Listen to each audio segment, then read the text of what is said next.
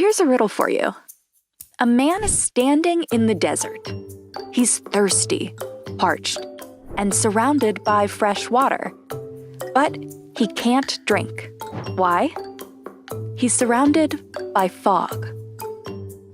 This isn't actually a riddle. It's a real problem scientists have been trying to solve for years. And the solution might just be this little beetle. It might not look like much, but it can pull water out of thin air. 2/3 of people on Earth face an extreme water shortage at least 1 month a year. 500 million don't have enough water year-round. And these numbers are only expected to rise as climate change takes its toll. But what many of these regions lack in traditional water sources, they make up for in fog, like the Namib Desert.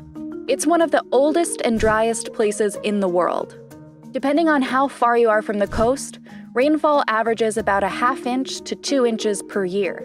But it's what we would consider a fog desert, a place where fog is the main water source for plant and animal life, like the Namib Desert beetle.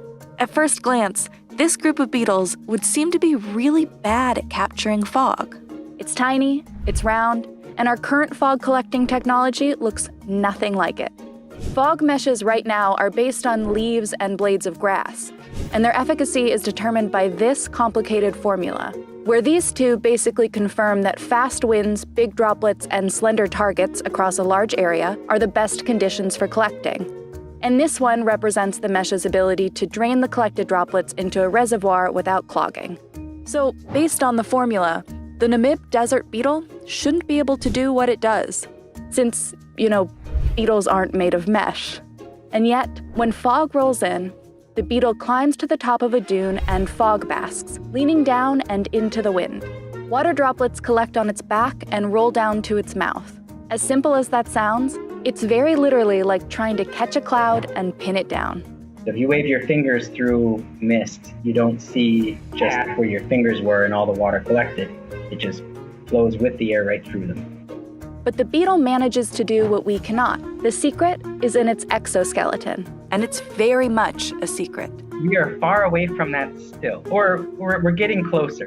A lot of research has been done on how the water moves to the beetle's mouth, but almost none has covered how the droplets get there in the first place. Hunter King and his team tried to find the answer, but hit an unexpected bump in the road.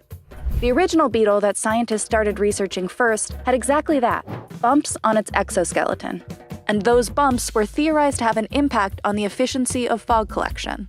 But it turns out the beetle that has the bumps is not one of the fog basking beetles. King and his team decided to move forward with their experiment anyways. In the lab, they 3D printed spheres and cylinders with various surface textures, smooth, ridged, and bumpy. They then put the spheres in a foggy wind tunnel. Turns out, the sphere with 1 millimeter bumps captured fog 2.5 times better than the smooth sphere. If you add ridges that are maybe a little bit like the beetle that we found is the fog basker, you go up to something like a factor of 2, so it's still not small. Further research in partnership with computational fluid dynamics experts at the University of Illinois zoomed in even closer. They developed a computer model that tested droplets' ability to bump into a surface. Tiny water droplets have very little inertia and have to squeeze a film of air out of the way before making contact. The model found that the less squeezing droplets have to do, the more that bump into the surface, which is what you should get with rougher textures. These tiny details are important for harnessing and recreating these properties into a usable technology. If we understand the beetle's game, then we can play it differently towards greater effect.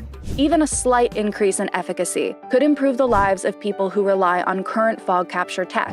And we're not just talking drinking water here. Fog capture can open agricultural doors, allowing people to raise more crops and livestock.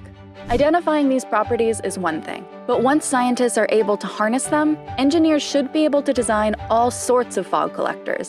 Standalone fog collecting structures for sure, but they could also use the material to coat existing objects to turn anything into a fog collector. There have been proposals about modifying tents, say for refugee camps. We were to say that these tents are going to be in a place where there is enough wind-driven fog, then you could make bumps on the surface of it. Both King's semi-accidental bump discovery and the still unknown qualities of the actual fog-basking beetle could help solve the riddle, giving that man in the desert a better way to drink and potentially ending water scarcity for good.